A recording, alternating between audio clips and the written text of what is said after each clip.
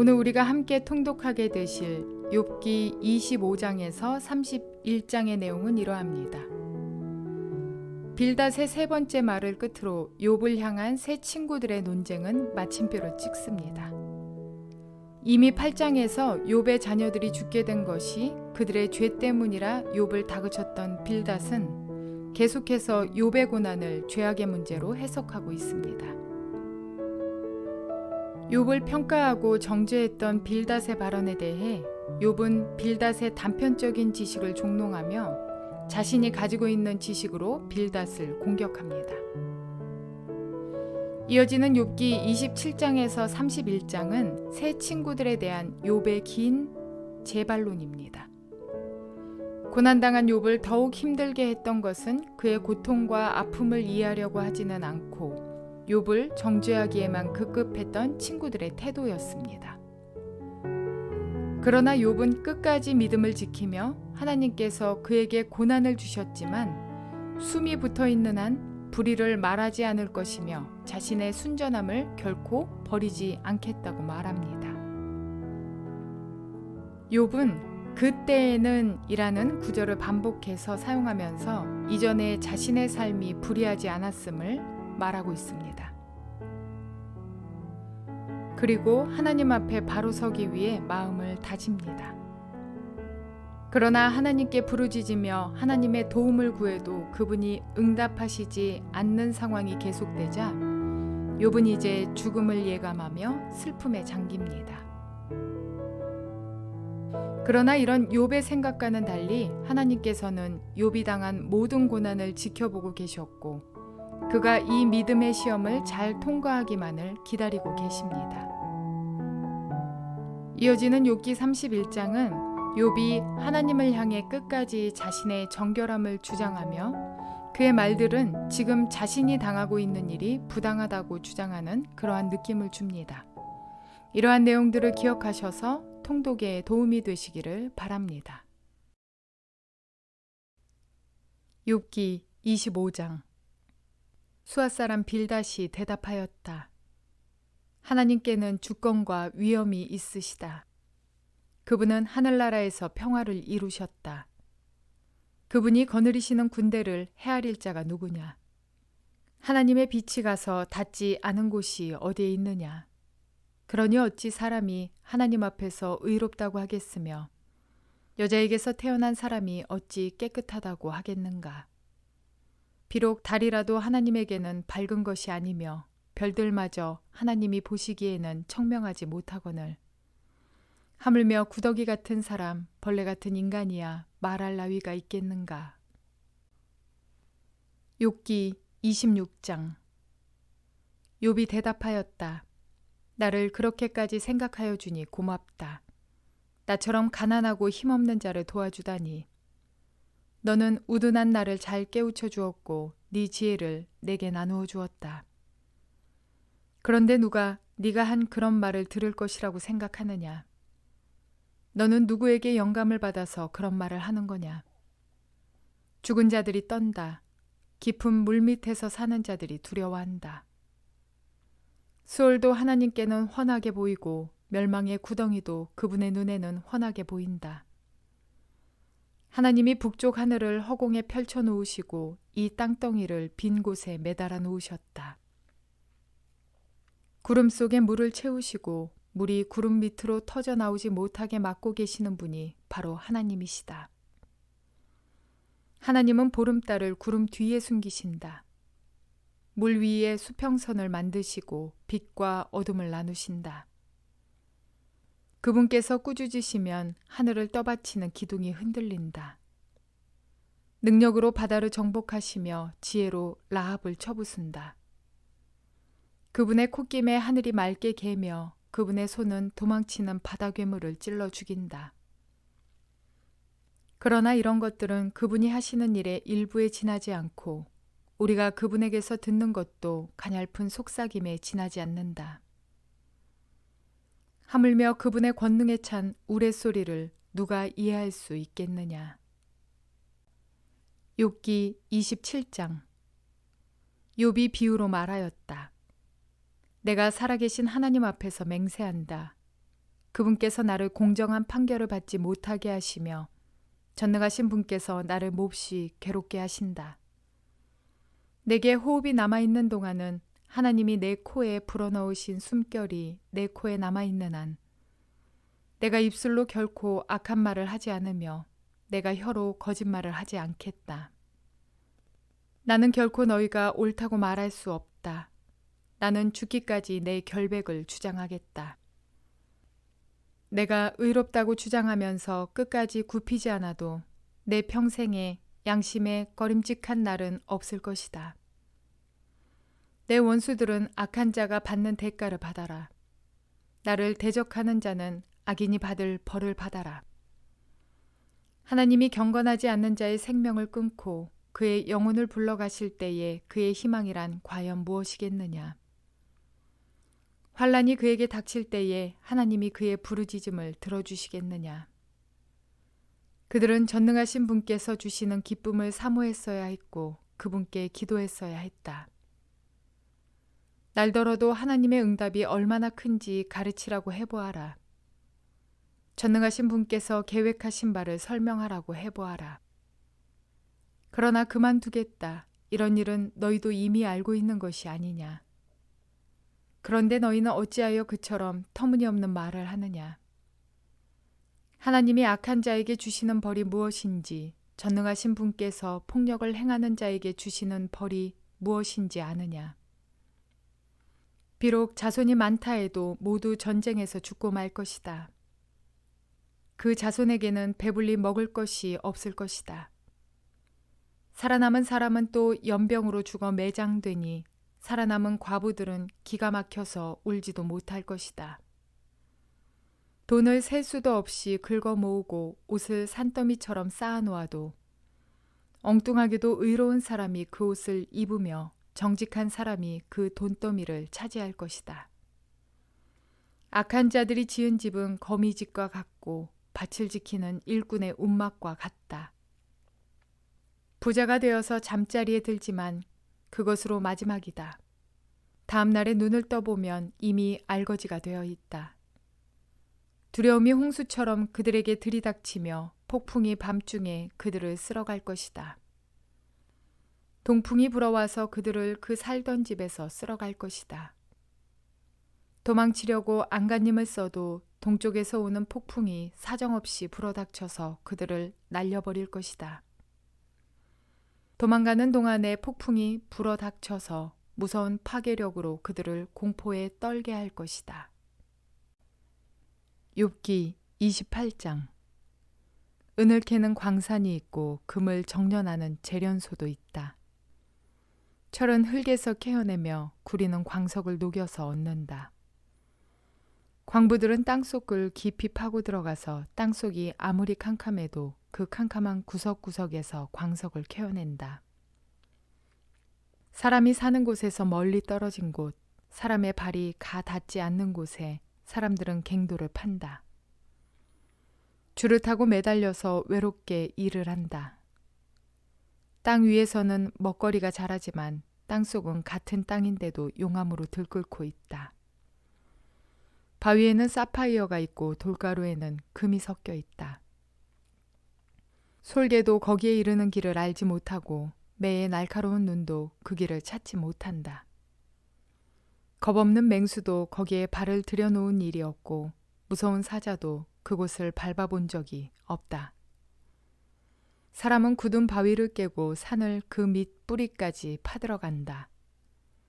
바위에 굴을 뚫어서 각종 진귀한 보물을 찾아낸다. 강의 근원을 찾아내고 땅에 감추어진 온갖 보화를 들추어낸다. 그러나 지혜는 어디에서 얻으며 슬기가 있는 곳은 어디인가? 지혜는 사람에게서 발견되는 것이 아니다.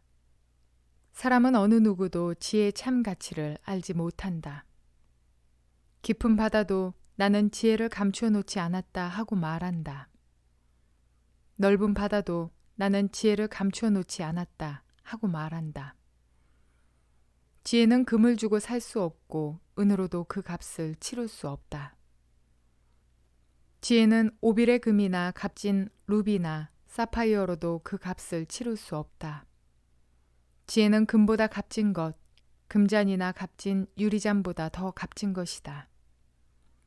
지혜의 값은 산호보다 수정보다 비싸다. 지혜를 얻는 것은 진주를 가진 것보다 값지다.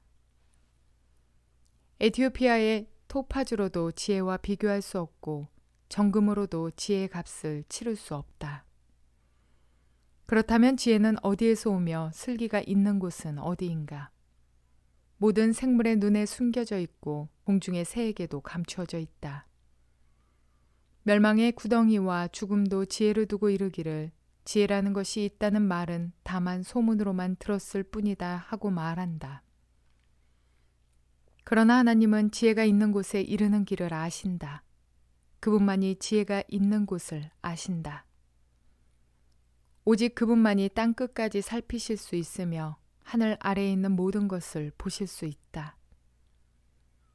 그분께서 저울로 바람의 강약을 달아보시던 그때에, 물의 분량을 달아보시던 그때에, 비가 내리는 규칙을 세우시던 그때에, 천둥 번개가 치는 길을 정하시던 그때에, 바로 그때에 그분께서 지혜를 보시고 지혜를 칭찬하시고 지혜를 튼튼하게 세우시고 지혜를 시험해 보셨다. 그런 다음에 하나님은 사람에게 말씀하셨다. 주님을 경외하는 것이 지혜요, 악을 멀리하는 것이 슬기다. 욥기 29장. 욥이 다시 비유를 써서 말을 하였다. 지나간 세월로 되돌아갈 수만 있으면, 하나님이 보호해 주시던 그 지나간 날로 되돌아갈 수만 있으면 좋으련만. 그때에는 하나님이 그 등불로 내 머리 위를 비추어 주셨고 빛으로 인도해 주시는 대로 내가 어둠 속을 활보하지 않았던가. 내가 그처럼 잘 살던 그 시절로 다시 돌아가서 살 수만 있으면 좋으련만. 내 집에서 하나님과 친밀하게 사귀던 그 시절로 되돌아갈 수 있으면 좋으련만. 그때에는 전능하신 분께서 나와 함께 계시고 내 자녀들도 나와 함께 있었건만. 젖소와 양들이 젖을 많이 내어서 내 발이 젖으로 흠뻑 젖었건만. 돌짝밭에서 자란 올리브 나무에서는 올리브 기름이 강물처럼 흘러나왔건만. 그때에는 내가 성문 회관에 나아가거나 광장에 자리를 잡고 앉으면 젊은이들은 나를 보고 비켜서고 노인들은 일어나서 내게 인사하였건만. 원로들도 하던 말을 멈추고 손으로 입을 가렸으며 귀족들도 혀가 입천장에 달라붙기나 한 것처럼 말소리를 죽였건만. 내 소문을 들은 사람들은 내가 한 일을 칭찬하고 나를 직접 본 사람들은 내가 한 일을 기꺼이 자랑하고 다녔다. 내게 도움을 청한 가난한 사람들을 내가 어떻게 구해주었는지, 의지할 데가 없는 고아를 내가 어떻게 잘 보살펴 주었는지를 자랑하고 다녔다. 비참하게 죽어가는 사람들도 내가 베푼 자선을 기억하고 나를 축복해 주었다. 과부들의 마음도 즐겁게 해주었다. 나는 늘 정의를 실천하고 매사를 공평하게 처리하였다. 나는 앞을 못 보는 이에게는 눈이 되어주고 발을 저는 이에게는 발이 되어주었다. 궁핍한 사람들에게는 아버지가 되어주고 알지도 못하는 사람들의 하소연도 살펴보고서 처리해 주었다. 악을 행하는 자들의 턱뼈를 으스러뜨리고 그들에게 희생당하는 사람들을 빼내어 주었다. 그래서 나는 죽을 때까지 이렇게 건장하게 살 것이다. 소털처럼 많은 나날 불사주처럼 오래 살 것이다. 나는 뿌리가 물가로 뻗은 나무와 같고 이슬을 머금은 나무와 같다. 사람마다 늘 나를 칭찬하고 내 정력은 쇠하지 않을 것이다 하고 생각하였건만 사람들은 기대를 가지고 내 말을 듣고 내 의견을 들으려고 잠잠히 기다렸다. 내가 말을 마치면 다시 뒷말이 없고 내 말은 그들 위에 이슬처럼 젖어들었다. 사람들은 내 말을 기다리기를 단비를 기다리듯 하고 농부가 봄비를 기뻐하듯이 내 말을 받아들였다. 내가 미소를 지으면 그들은 새로운 확신을 얻고 내가 웃는 얼굴을 하면 그들은 새로운 용기를 얻었다. 나는 마치 군대를 거느린 왕처럼 슬퍼하는 사람을 위로해주는 사람처럼 사람들을 돌보고 그들이 갈 길을 정해주곤 하였건만. 욥기 30장. 그런데 이제는 나보다 어린 것들까지 나를 조롱하는구나. 내 양떼를 지키는 개들 축에도 끼지 못하는 쓸모가 없는 자들의 자식들까지 나를 조롱한다. 젊어서 손에 힘이 있을 듯하지만 기력이 쇠하여서 쓸모가 없는 자들이다. 그들은 가난과 굶주림에 허덕여서 몰골이 흉하며 메마른 땅과 황무지에서 풀뿌리나 씹으며 덤불 속에서 자란 쓴 나무를 캐어 먹으며 뱃살이 뿌리로 끼니를 삼는 자들이다. 그들은 사람 축에 끼지 못하여 동네에서 쫓겨나고 사람들이 마치 도둑을 쫓듯이 그들에게 도둑이야 하고 소리를 질러 쫓아버리곤 하였다. 그들은 급류에 패여 벼랑진 골짜기에서 지내고 땅굴이나 동굴에서 살고 짐승처럼 덤불 속에서 움츠리고 있거나 가시나무 밑에 몰려서 웅크리고 있으니 그들은 어리석은 자의 자식들로서 이름도 없는 자의 자식들로서 회초리를 맞고 제 고장에서 쫓겨난 자들이다. 그런데 그런 자들이 이제는 돌아와서 나를 비웃는다. 내가 그들의 말거리가 되어버렸다. 그들은 나를 꺼려 멀리하며 마주치기라도 하면 서슴지 않고 침을 뱉는다. 하나님이 내 활시위를 풀어버리시고 나를 이렇게 무기력하게 하시니 그들이 고삐 풀린 말처럼 내 앞에서 날뛴다. 이 천한 무리들이 내 오른쪽에서 나와 겨루려고 들고 일어나며 나를 잡으려고 내가 걷는 길에 덫을 놓고 나를 파멸시키려고 포위망을 좁히고 있다. 그들은 내가 도망가는 길마저 막아버렸다. 그들이 나를 파멸시키려고 하는데도 그들을 막을 사람이 아무도 없다. 그들이 성벽을 뚫고 그 뚫린 틈으로 물밀듯 들어와서 성난 파도처럼 내게 달려드니 나는 두려워서 벌벌 떨고 내 위엄은 간 곳 없이 사라지고 구원의 희망은 뜬구름이 사라지듯 없어졌다. 나는 이제 기력이 쇠하여서 죽을 지경에 이르렀다. 지금까지 나는 괴로운 나날들을 사로잡혀서 편하게 쉬지 못하였다. 밤에는 뼈가 쑤시고 뼈를 깎는 아픔이 그치지 않는다. 하나님이 그 거센 힘으로 내 옷을 거세게 잡아당기셔서 나를 옷깃처럼 휘어 감으신다. 하나님이 나를 진흙 속에 던지시니 내가 진흙이나 쓰레기보다 나을 것이 없다. 주님, 내가 주님께 부르짖어도 주님께서는 내게 응답하지 않으십니다. 내가 주님께 기도해도 주님께서는 들은 채도 않으십니다. 주님께서는 내게 너무 잔인하십니다. 힘이 세신 주님께서 힘이 없는 나를 핍박하십니다. 나를 들어올려서 바람에 날리게 하시며 태풍에 휩쓸려서 흔적도 없이 사라지게 하십니다. 나는 잘 알고 있습니다. 주님께서는 나를 죽음으로 몰아넣고 계십니다. 끝내 나를 살아있는 모든 사람들이 다 함께 만나는 그 죽음의 집으로 돌아가게 하십니다. 주님께서는 어찌하여 망할 수밖에 없는 연약한 이 몸을 치십니까? 기껏 하나님의 자비나 빌어야 하는 것밖에는 아무것도 할 수 없는 보잘것없는 이 몸을 어찌하여 그렇게 세게 치십니까? 고난받는 사람을 보면 함께 울었다. 궁핍한 사람을 보면 나도 함께 마음 아파하였다. 내가 바라던 행복은 오지 않고 화가 들이닥쳤구나. 빛을 발았더니 어둠이 밀어닥쳤다.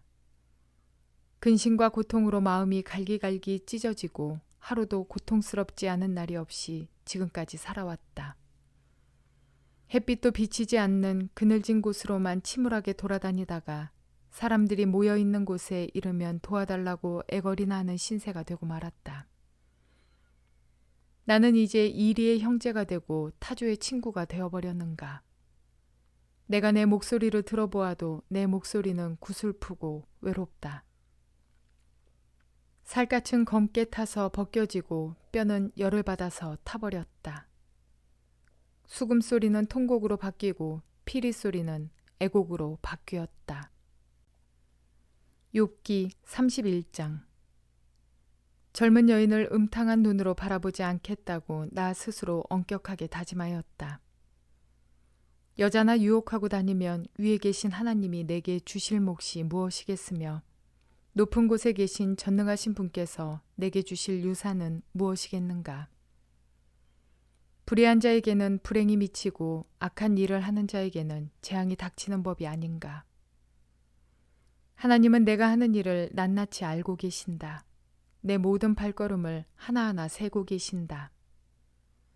나는 맹세할 수 있다. 여태까지 나는 악한 일을 하지 않았다. 다른 사람을 속이려고도 하지 않았다. 하나님이 내 정직함을 공평한 저울로 달아보신다면 내게 흠이 없음을 아실 것이다.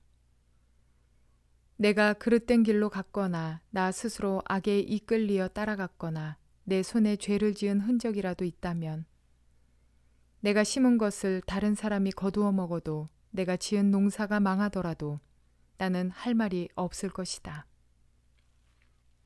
남의 아내를 탐내서 그 집 문 근처에 숨어 있으면서 그 여인을 범할 기회를 노렸다면 내 아내가 다른 남자의 노예가 되거나 다른 남자의 품에 안긴다 해도 나는 할 말이 없을 것이다.